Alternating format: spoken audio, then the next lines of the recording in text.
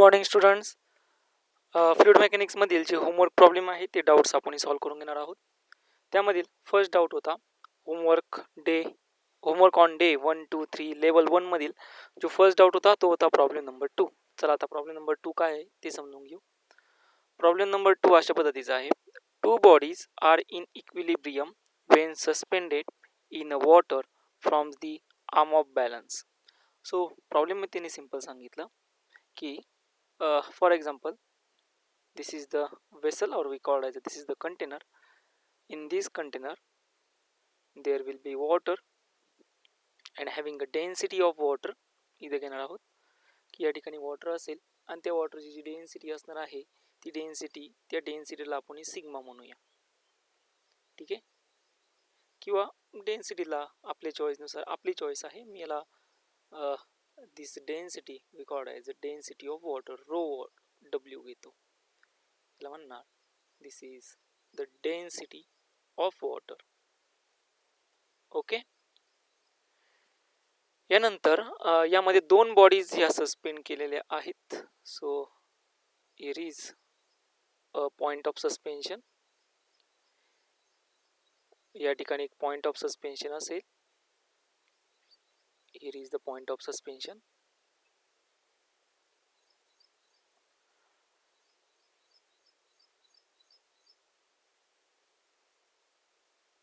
Okay, so this is called as the point of suspension.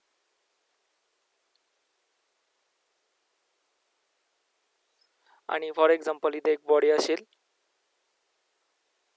ही एक body असणार आहे. याची डेन्सिटी घेतो मी सिग्मा, याला सिग्मा 1 म्हणतो. आणि एक अशी सेकंड बॉडी आहे,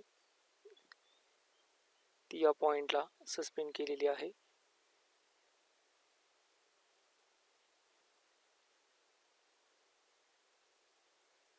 आणि याची जी डेन्सिटी असेल त्याला म्हणतो मी सिग्मा 2. आणि ह्या दोन्ही बॉडीज आता काय इक्विलिब्रियमला आहे. म्हणजे या सिग्मा 1 ह्या बॉडीवरती, this is the body 1, this is the body 2, यावरती अप्लाय होणारा फोर्सेस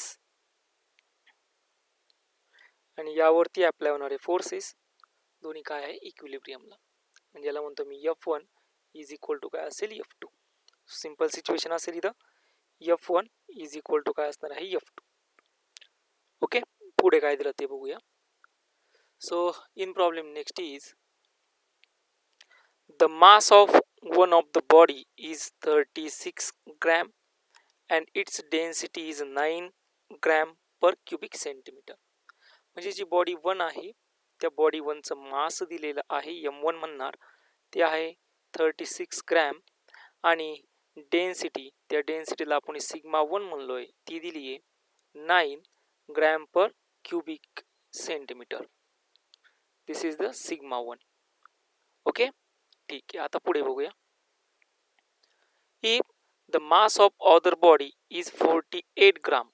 ठीक आहे, आता ही जी सेकंड बॉडी आहे त्या सेकंड बॉडीचं मास दिलंय, म्हणजे M2 दिलंय. ती M2 आहे 48 ग्राम.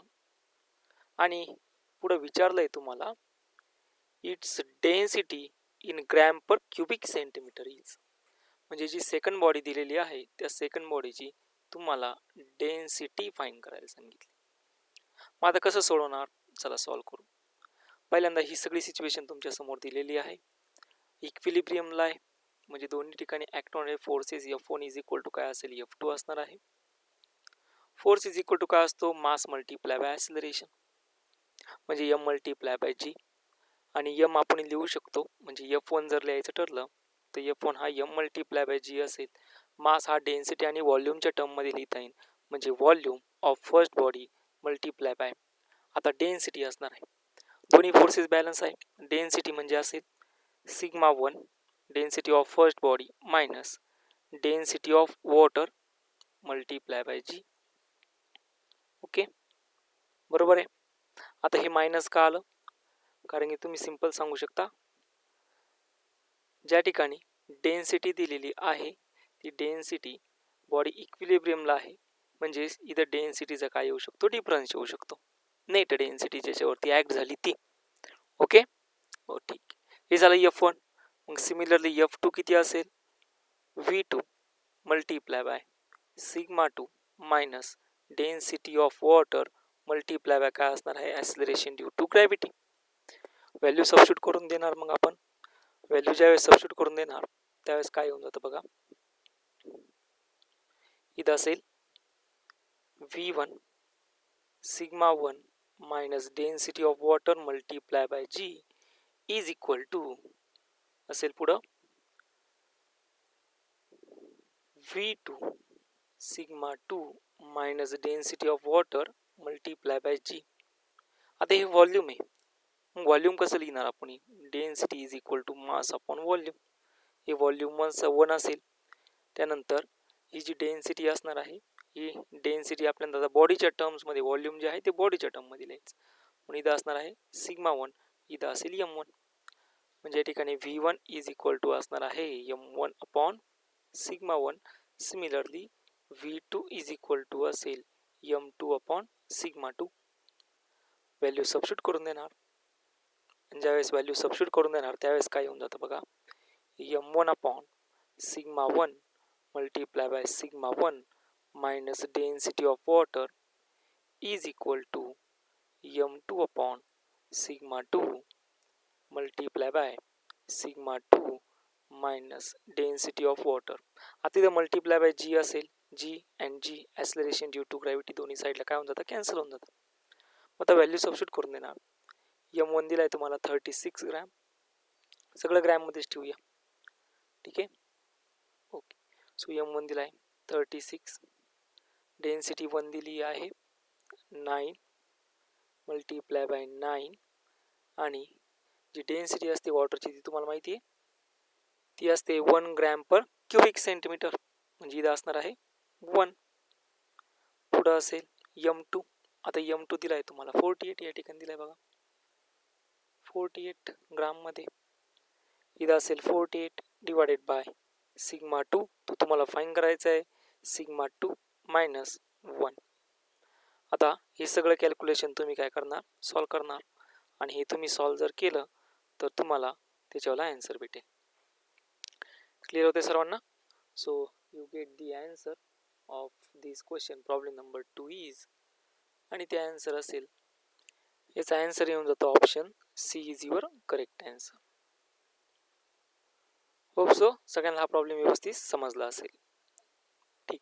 चला आता या पुढील प्रॉब्लेम घेऊया. प्रॉब्लेम नंबर आहे problem number 3. Okay. Problem number 3 काय तो पहिल्यांदा समजून घेऊ. त्या अगोदर एकदा क्लीन करून घेतो. So next problem is problem number 3. Problem number 3 बघूया.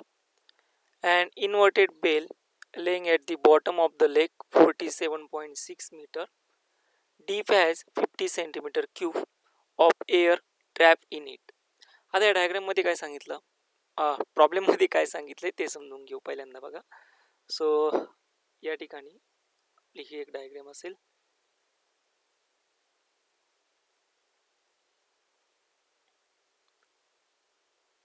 So this is the container.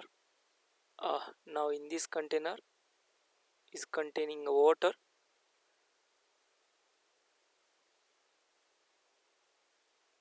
ठीक आहे. ओके. या ठिकाणी वॉटर असेल असं छानपैकी.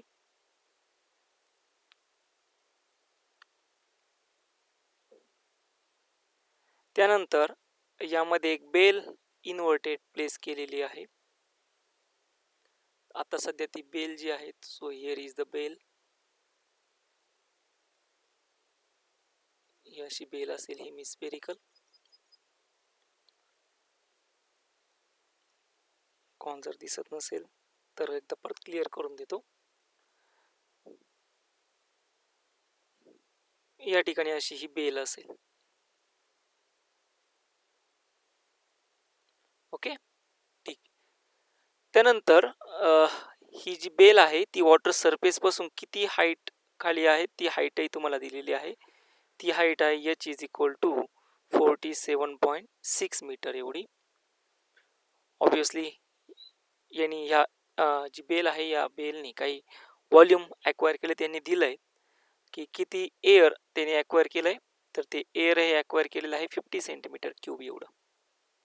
म्हणजे याने ॲक्वायर केलेलं व्हॉल्यूम असेल त्याला आपण म्हणूया V1 आणि याच्यावरती ॲक्ट होणारा प्रेशर असणार आहे P1 एवढा. ठीक आहे, म्हणजे या ठिकाणी सिंपल येणार P1 V1 एवढं प्रेशर याच्यावरती ॲक्ट झालं असेल आणि एवढं व्हॉल्यूम त्याने ॲक्वायर केलं असेल. पुढे काय झालंय ते बघूया. सो प्रॉब्लेम नेक्स्ट पुढे काय झालंय बघा. The bell is brought to the surface of the lake.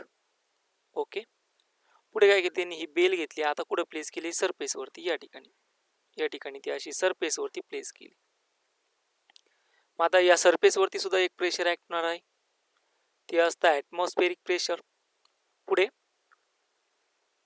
The volume of the trap air will be. आणि ज्यावेळेस ही जी बेल होती ती आपण सरफेसवरती आणली त्यावेळेस यांनी काही व्हॉल्यूमही ॲक्वायर केलं असेल एअरचं. इथं मध्ये एअर असेल ना काही प्रमाणात, मग ते एअरचं व्हॉल्यूम किती असणार आहे, ते व्हॉल्यूम असेल V2.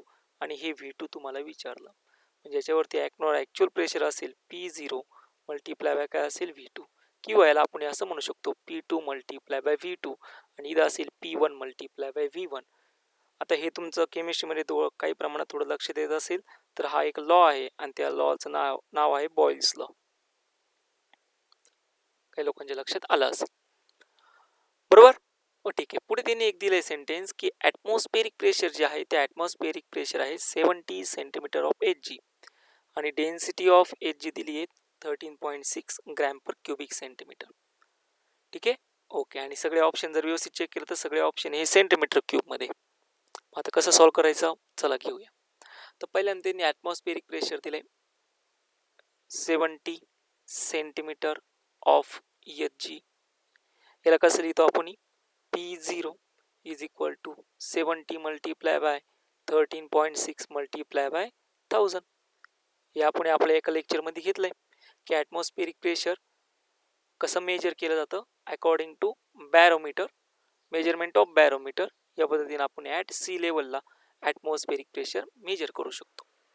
मग ज्यावेळेस बेल ही एच एवढ्या हाईटवरती किती प्रेशर होतं P1 V1 आणि सरफेसवरती ठेवलं त्यावेळेस किती प्रेशर आलं P2 मल्टिप्लाय बाय V2. म्हणजे इथं घेणार P1 V1 is equal to काय असेल P2 V2. आता P1 जे असणार आहे ते पहिल्यांदा त्याच्यावर ॲटमॉस्फेरिक प्रेशर ॲक्ट झालं प्लस काय असणार आहे H rho G multiply by काय असेल V1. P2 म्हणजे कुठलं प्रेशर ॲक्ट झालं फक्त ॲटमॉस्फेरिक प्रेशर मल्टिप्लाय बाय काय असेल V2. तुम्हाला व्हॉल्यूम सेकंड फाईन करायला लावलं, कसं सोडवणार मग 1 प्लस H रो G मी इथं P0 ने पूर्ण याला डिवाइड करून घेतो, इथं असेल फक्त V2.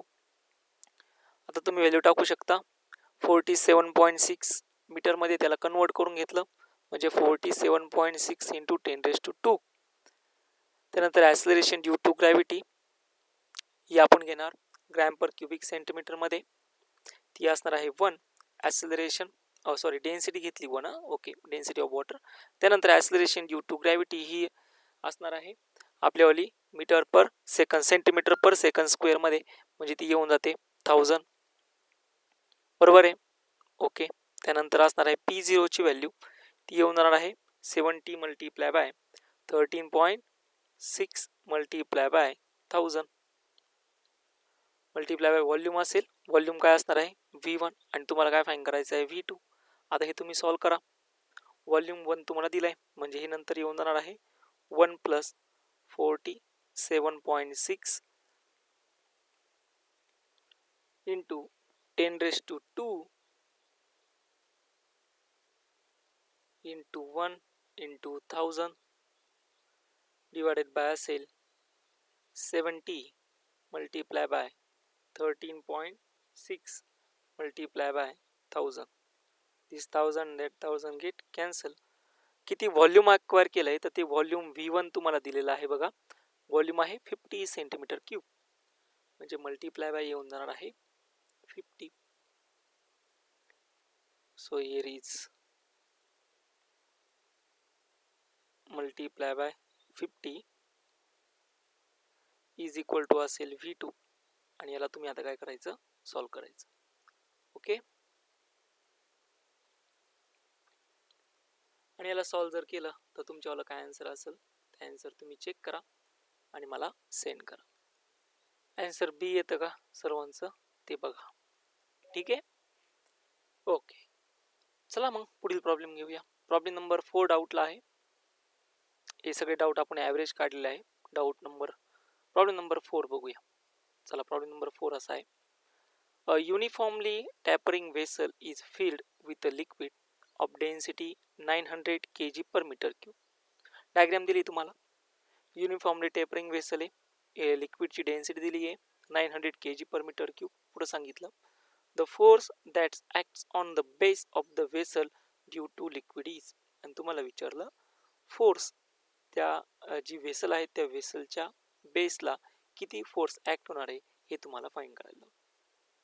प्रॉब्लेम तसा इझी आहे. मग फोर्स कसा फाईंड करायचा, तर फोर्सचा एक सिंपल फॉर्म्युला तुम्हाला माहिती आहे. फोर्स इज इक्वल टू असतो प्रेशर मल्टिप्लाय बाय एरिया, बरोबर. मग आता प्रेशर किती ॲक्ट होणार आहे ते प्रेशर फाईंड करायचं. आणि प्रेशर किती ॲक्ट झालं ते प्रेशर तुम्ही सिम्पली टाकू शकता. F is equal to H rho multiply by G multiply by A. आता हाईट किती आहे 0.4. ॲक्सलरेशन ड्यू टू ग्रॅव्हिटी दिली आहे 900, डेन्सिटी दिली आहे. ओके, डेन्सिटी दिली आहे 900 kg per metre cube. Acceleration due to gravity तुम्ही 10 घ्या, ठीक आहे. त्यानंतर एरिया तुम्ही घेणार हा एरिया बेसचा एरिया, कारण की बेसला फोर्स विचारलाय, तर बेस असेल 2 × 10⁻³ आता हे येऊन जातं 0.4, हे असेल 9000 म्हणजे 9 × 10⁻³ मल्टिप्लाय बाय 2 × 10⁻³ +3 आणि -3 कॅन्सल होऊन जातात. आणि तुमच्यावाला जे आन्सर असेल इथं 6 नाही बरं का, इथं आहे 0.4. आणि तुमच्यावाला जे आन्सर असेल ते असेल 7.2 न्यूटन एवढं. मग आता 7.2 न्यूटन कोणचा आहे, तो इथं तुमचा ऑप्शन बी. ओके, सोपं होता. ठीक, चला आता पुढील प्रॉब्लेम घेऊया. प्रॉब्लेम नेक्स्ट आहे 5 number. A chiffon in use is demonstrated in the following figure. A siphon in use is demonstrated in the following figure. The density of the liquid following in siphon 1.5 gram per cubic centimeter. The pressure difference the point P and S will be. आणि याचे option जे दिलेले आहेत ते option आहे, first आहे 10⁵ Newton पर metre, second आहे 2 × 10⁵ Newton पर metre, option C आहे 0 आणि ऑप्शन डी आहे इन्फिनिटी. तुम्हाला डायग्राम दिसत नाही, तर डायग्राम या ठिकाणी तुम्हाला दिली. ही डायग्राम आहे. ओके, आणि या डायग्राम मध्ये तुम्हाला विचारलंय की पॉइंट पी साठी बघा, सरफेस वरती पॉइंट पी आहे आणि या ठिकाणी सुद्धा सरफेस वरती पॉइंट एस आहे, बरोबर. आता पॉइंट पी वरती ऍक्ट होणारा प्रेशर कोणचा असेल P0 एवढं, आणि पॉइंट एस वरती सुद्धा ऍक्ट होणारा प्रेशर कोणचा असेल P0. ठीक आहे, दोन्ही ठिकाणचे प्रेशर मला भेटले आणि विचारलं काय प्रेशर डिफरन्स. मग आता प्रेशर डिफरन्स बघा रे, पॉइंट सी वरती पॉइंट पी वरती ऍक्ट होणारा प्रेशर P0 आणि पॉइंट एस वरती ऍक्ट होणारा प्रेशर P0, आणि या दोघांचा डिफरन्स किती असेल 0. सोपा होता problem. So you get your option C is your correct answer. Clear झालं सर्वांना? Okay, very good. चला आता पुढील प्रॉब्लेम घेऊया. प्रॉब्लेम नंबर 6 हा डाऊटला होता, मला नाही समजला हा प्रॉब्लेम नंबर 6 तुम्हाला का डाऊटला आला, कारण की सोपा होता. ठीक आहे, चला परत एकदा सॉल्व्ह करूया. सो प्रॉब्लेम मध्ये असं सांगितलंय की बघा, the height of the mercury barometer is 75 centimetre at sea level and 50 centimetre at the top of hill. आणि पुढे विचारलं the ratio of density of mercury to that of air is 10⁴, आणि we have to find what is the height of the hill is. आता एकदा समजून घेऊया काय झालंय. सो या ठिकाणी मी असं कन्सिडर करतो का this is the height of the hill, आणि या ठिकाणी एक सी लेवल असेल, this is the sea level. आणि तुम्ही सिंपल काय केलं तर ही कंडिशन असेल तुमच्यावाली की या ठिकाणी तुम्ही एक मर्क्युरी बॅरोमीटर ठेवलेलं असेल at sea level. So at sea level mercury barometer, ही मर्क्युरी बॅरोमीटर असेल अशी, आणि ही फील होणार आहे. आणि ही जी हाईट तुम्हाला भेटलेली आहे ही हाईट आहे सुरुवातीला 75 सेंटीमीटर ॲट सी लेवल. बरोबर. Okay, this is the height h1 we काढायचं, this is the height h1. त्यानंतर ज्यावेळेस तुम्ही याला ॲट टॉप हिल घेऊन जाणार, टॉप ऑफ द हिल म्हणजे या ठिकाणी टॉप ऑफ द हिलला, आणि एक असेल टॉप ऑफ द हिल वरती. So here is the barometer on the top of the hill, आणि या ठिकाणी जी बॅरोमीटरची हाईट दिलेली आहे ती हाईटही तुम्हाला गिवन आहे. and this height it will be height of the barometer, h2 म्हणतो मी याला, आणि ही h2 आहे 50 सेंटीमीटर एवढी.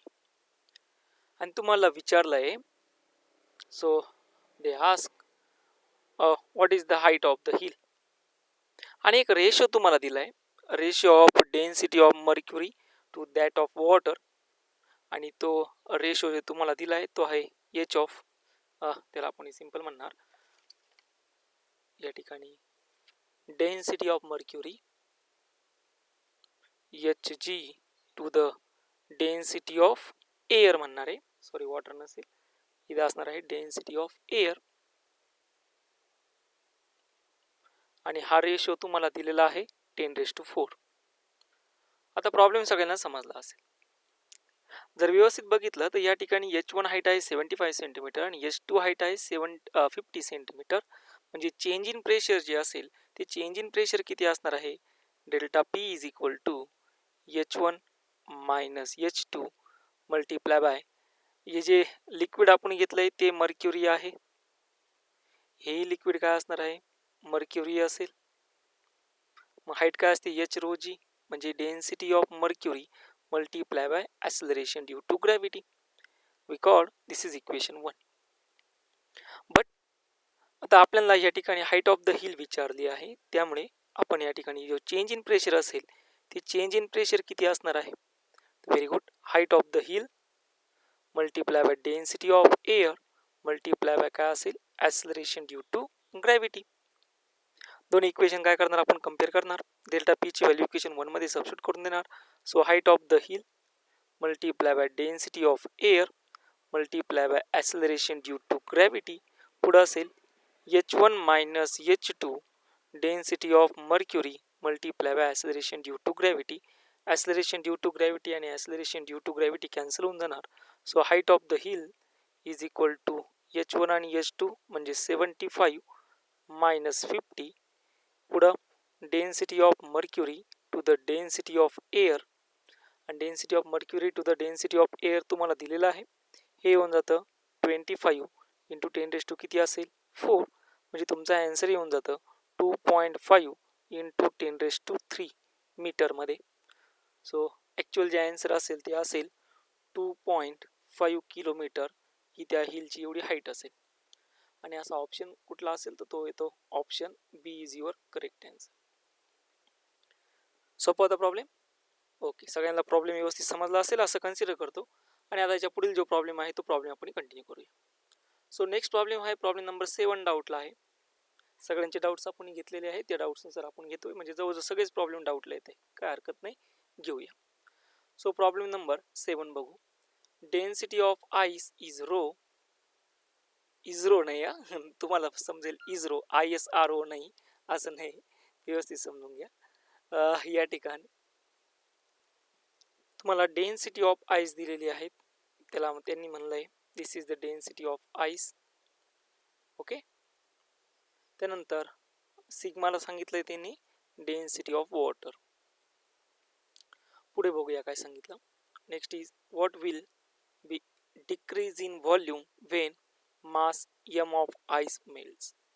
सिंपल आहे, ज्यावेळेस जो आईस असेल तो मेल्ट होणार आहे त्यावेळेस किती व्हॉल्यूम डिक्रीज झालं, हा प्रॉब्लेम तुम्हाला विचारलाय. चला मग सॉल्व करूया. सिंपल आहे बघा, या ठिकाणी व्हॉल्यूम ऑफ आईस किती असणार आहे, आता सगळ्यांना जमतं व्हॉल्यूम ऑफ आईस फाइंड करायचं. Volume of ice V of I is equal to density is equal to असतं mass upon volume. Volume is equal to किती असणार आहे, mass upon density. So here असेल mass upon density of ice. त्यानंतर volume of water किती असेल, same formula mass upon density of काय असेल वॉटर. आणि त्यांनी विचारलं डिक्रीज इन व्हॉल्यूम. बघा त्यांनी काय विचारलंय, डिक्रीज इन व्हॉल्यूम. मग डिक्रीज इन व्हॉल्यूम कसं फाईन करतो, तर डिक्रीज इन व्हॉल्यूमसाठी सिंपल फॉर्म्युला असेल volume of ice minus volume of water is equal to mass divided by density of ice minus mass divided by, या ठिकाणी जे आहे ते सॉरी डेन्सिटी रो नसेल तर या ठिकाणी सिग्मा घेतलेला आहे. ओके, सिग्मा ऑफ वॉटर इथं असणार आहे सिग्मा ऑफ वॉटर. मग मास जर कॉमन घेतला तर हे असेल 1/रो मायनस 1/सिग्मा. हे असेल डिक्रीज इन व्हॉल्यूम. मग आता हे जे आलंय डिक्रीज इन व्हॉल्यूम हे तुमच्या ऑप्शनमध्ये कुठे येते, ॲक्च्युअल तुमच्याला आन्सर आहे. बरोबर, मग कुठे आहे, option C is your correct answer. Okay, सोपं होता, ठीक आहे, व्हेरी गुड. चला आता पुढील प्रॉब्लेम घेऊया, problem number 8. So problem number 8 आहे डाऊटला. प्रॉब्लेम 8 बघूया. Equal masses of water and liquid of density 2 are mixed together, then mixture has a density of. बघा रे, masses इक्वल आहे, डेन्सिटी चेंज झाली. मग आपण ही डेन्सिटी प्रोपोर्शनल रेशो घेतलाय, कुठे घेतलाय ते पण तुम्हाला नोट डाऊन करून देतो. बघा आता या ठिकाणी जर आपण आपल्या प्रिव्हियस लेक्चरमध्ये जर आलो फ्लुइड स्टॅटिक्सच्या, तर यामध्ये हे जे इक्वेशन दिसतंय तुम्हाला density of mixture in substance proportions of the mass, यामध्ये आपण नंबर ऑफ सिस्टीम मासेस घेतले, व्हॉल्यूम कॉन्स्टंट ठेवलाय. बरोबर, मग आता जो आपला प्रॉब्लेम दिलाय त्या प्रॉब्लेमसाठी जो फॉर्म्युला वापरायचा आहे तो यू कोणचा, rho is equal to rho rho m1 plus m2 divided by rho m2 plus rho m1. हा फॉर्म्युला तुम्हाला यूज करायचा, व्हॉल्यूम कॉन्स्टंट आहे म्हणून. आपला प्रॉब्लेम काय आहे, प्रॉब्लेम मध्ये समजून घ्या. आता फॉर्म्युला तुम्हाला समजला सर्वांना. आता व्हॅल्यूज टाकू आणि आपलं काय आन्सर येतं ते आपण आन्सर बघणार आहोत. सो आपला प्रॉब्लेम नंबर आहे प्रॉब्लेम नंबर 8 आणि तो प्रॉब्लेम नंबर 8 आपण सॉल्व्ह करतोय. यामध्ये त्यांनी सरळ सरळ सांगितलं की इक्वल मासेस ऑफ वॉटर आहे, इक्वल, आणि फॉर्म्युला कोणता वापरायचा आहे, row is equal to rho रो2 पुढे असणार आहे m1 m2, या ठिकाणी m1 प्लस m2 पाहिजे. Okay, so here is m1 plus m2 divided by असेल rho m1 plus rho m2. Density is equal to, बघा त्यांनी वॉटर आणि लिक्विडची डेन्सिटी दिली, बोथ आर आहे 2 आणि मासेस काय आहे इक्वल आहे. या ठिकाणी वॉटरची डेन्सिटी आहे 1 आपण घेणार, जो लिक्विड सेकंड दिलाय त्याची डेन्सिटी 2 सांगितलंय, मासेस इक्वल आहे म्हणजे m1 या ठिकाणी सिंपल म्हणणार m1 plus m2 is equal to m, म्हणजे तो असेल 1 प्लस 1 म्हणजे 2 येऊन जाणार, डिवायडेड बाय असेल रो2 ची व्हॅल्यू दिलेली आहे 2 आणि इथं रो1 व्हॅल्यू आहे 1, आणि याला जर सॉल्व्ह केलं 2 मल्टिप्लाय बाय 2 4 अपॉन किती असेल 3 आणि 4/3 it is your actual answer. Option कोणता आहे, so option B is your answer. सोपा होता, ओके शाबास. चला आता पुढील प्रॉब्लेम घेऊया. सो लेवल 2 मधील आय थिंक आता फक्त 2च प्रॉब्लेम राहिलेले आहेत. ठीक आहे, चला आता प्रॉब्लेम बघूया. प्रॉब्लेम आहे a body of density d1 is counterposed by mg of weight of density d2 in air of density d, then the true mass of the body is. So they are asking what is the actual true mass of the body. आता ह्या problem मध्ये तुम्हाला असं सांगितलं त्यांनी की एक body आहे ज्या बॉडीची डेन्सिटी d1 आहे, it is counterpoise means it will be balanced by another body having the weight mg with and density d2, आणि ही जी बॉडी आहे ती बॅलन्स केली आहे एअर मध्ये आणि एअरची डेन्सिटी आहे d. आणि तुम्हाला विचारलं की ॲक्च्युअल जी बॉडीचं वेट आहे, सॉरी ॲक्च्युअल जे बॉडीचं मास आहे म्हणजे ट्रू मास तुम्हाला फाइंड करायला सांगितलं. आता सिच्युएशन कशी ती पहिल्यांदा समजून घेऊ. फॉर एक्झाम्पल या ठिकाणी एक व्हॅक्यूम असेल आणि व्हॅक्यूम मध्ये तुम्ही या ठिकाणी ही अशी बॉडी ठेवली असेल, या बॉडीचं मला मास माहिती नाही त्यामुळे मी याला m0 म्हणतो. So what is actually m0? Mass of the body in vacuum. मग याचं वेट किती असेल? Weight in vacuum. So weight in vacuum, this is their actual weight. त्याला म्हणतो मी काय? Actual weight. आता हे ॲक्च्युअल वेट किती असेल? Very good. वेट काय असतं? m multiply by g. ते येऊन जातं m0 मल्टिप्लाय बाय g. याला म्हणतो मी इक्वेशन 1. ठीक आहे. त्यानंतर याची जी डेन्सिटी आहे ती डेन्सिटी ही सांगितलेली आहे आणि ती डेन्सिटी आहे d1 एवढी. d1 झाली याची डेन्सिटी. ठीक, व्हेरी गुड. आता पुढे काय ते बघूया. सेकंड बॉडी असेल. सेकंड बॉडी पुढे सांगितलं ती counterpoise by mg of weight of density. म्हणजे ही जी बॉडी आहे ही बॉडी बॅलन्स केली सेकंड बॉडीने. सेकंड बॉडीचं वेट आहे mg आणि ह्या बॉडीची डेन्सिटी आहे d1. आणि ही सिस्टीम आता ही पूर्ण बॅलन्स झालेली सिस्टीम ही बॅलन्स कुठं झालेली आहे? तर एअर मीडियम मध्ये. This is in presence of air आणि त्या एअरची डेन्सिटी दिली त्यांनी d एवढी. आता एक सिच्युएशन घेतो. ही जी d1 असणारी ही जी बॉडी आहे बघा, आता मला बघायचं आहे या बॉडी विषयी. ज्यावेळेस ही बॉडी व्हॅक्यूम मध्ये प्लेस केली असेल त्यावेळेस तिचं वेट किती असणार आहे? Very good. त्याच्यावेळेला ॲक्च्युअल वेट जसं फर्स्ट बॉडीचं फाईन केलं, जसं हे फाईन केलं त्याच वेळी याचंही ॲक्च्युअल वेट मी फाईन करू शकतो. याचं ॲक्च्युअल वेट आहे ते किती असणार आहे? m multiply by g. याला म्हणतो मी इक्वेशन सेकंड. आणि ज्यावेळेस याला एअरमध्ये प्लेस केलं जाईल त्यावेळेस एअर याला कुठला तरी फोर्स अप्लाय करेल आणि तो फोर्स कुठला असतो? अप थ्रस्ट फोर्स असतो. यालाही air up thrust force apply करणार आहे. आणि because of up thrust force the whole system will be balance. मग आता ट्रू मास आपल्याला फाईन करायचं. मग कसं फाईन करणार बघा, ते असेल very simple. Actual weight of body 1, मी याला b1 म्हणतो. This is b1 minus up thrust due to displace air.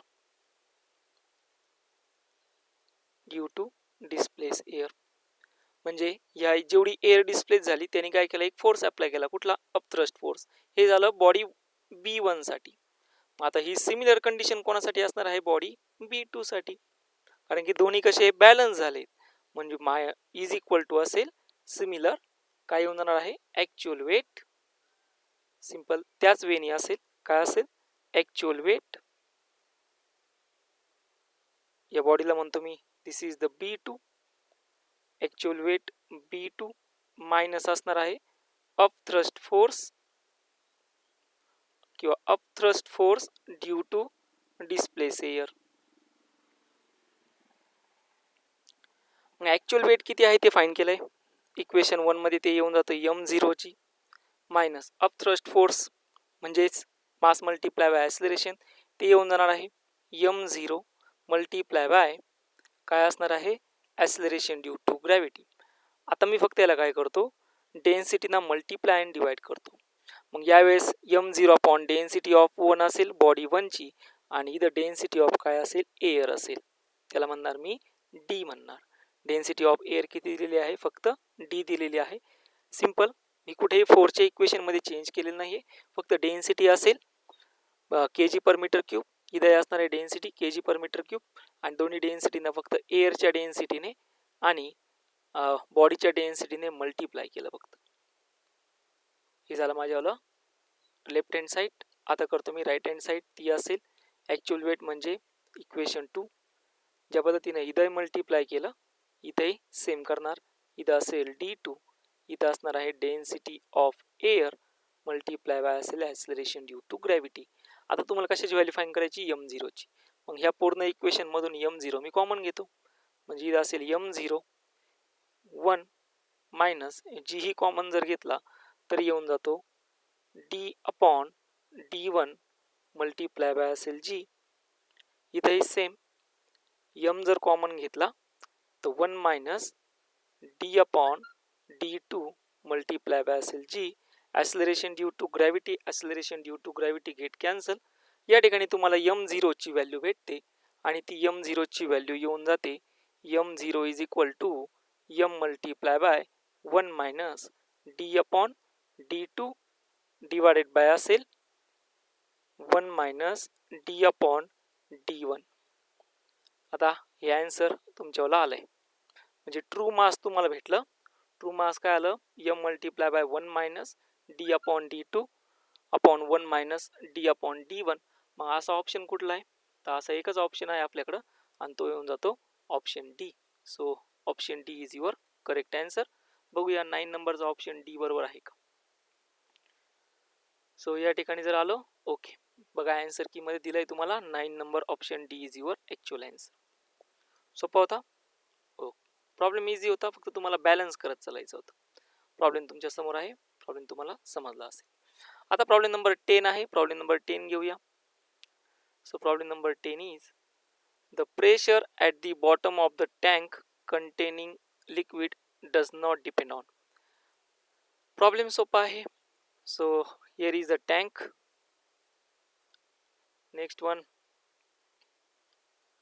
या टँकमध्ये काय असतं, वॉटर असतं आणि एखादा बॉटमला ऑब्जेक्टिव्हला असेल, किती हाईटवरती असतो, एच एवढ्या हाईटवरती. तर यावरती ॲक्ट होणारं प्रेशर असतं P0 तर घेतोच, पण सिंपल काय म्हणतो आपण, एच रो जी. एच म्हणजे असते हाईट, म्हणजे जे प्रेशर ॲक्ट होतं ते कशावर डिपेंड आलं, हाईटवरती. आणि विचारला डज नॉट डिपेंड्स ऑन, हाईटवरती डिपेंड आहे. ॲक्सिलरेशन ड्यू टू ग्रॅव्हिटीवरती सुद्धा डिपेंड आहे, सॉरी डेन्सिटीवरती सुद्धा डिपेंड आहे. आणि लास्टला आहे ॲक्सिलरेशन ड्यू टू ग्रॅव्हिटी. मग कशावर डिपेंड नाही, व्हेरी गुड, प्रेशर कशावर डिपेंड नाही आहे, area of the bottom of surface. Nature of liquid म्हणजे डेन्सिटी येऊन जातं. So you get the option number C, area of the bottom. कुठे इथं एरिया आलाय का, नाही. हा फोर्स आला असता तर प्रेशर मल्टिप्लाय बाय एरिया आला असता, मग फोर्स डिपेंड असता एरियावरती. पण they asking about the pressure of the bottom of the tank containing a liquid does not depends on the area of the bottom surface. कशावर depend नाहीये, area of the bottom surface. Clear झालं सर्वांना, okay. So या ठिकाणी level 1चे problems clear झालेले आहेत. आता next लेक्चरमध्ये आपण लेवल 2चे प्रॉब्लेम्स कव्हर करूया, ठीक आहे. याच्यात काही डाऊट असेल, कोणाला काही प्रॉब्लेम समजला नसेल, तुम्ही माझ्याशी डिस्कस करू शकता. थँक्यू.